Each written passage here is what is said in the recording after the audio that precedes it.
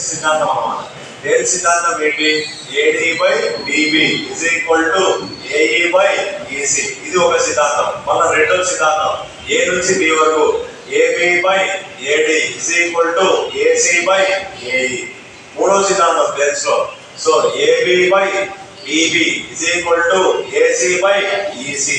ఓకేనా? ఇప్పుడు దీని ప్రకారం మనకి ఏమడిగినాడు? ఏఈ కనుక్కోవడం అంటే ఈ సైడ్ వాల్యూ కనుక్కోవడం. కాబట్టి AB by AD is equal to AC by AE find out చేయాలి. సో ఇందులో ఏబి అంటే ఏమని 5 + 6 అన్నమాట. 11.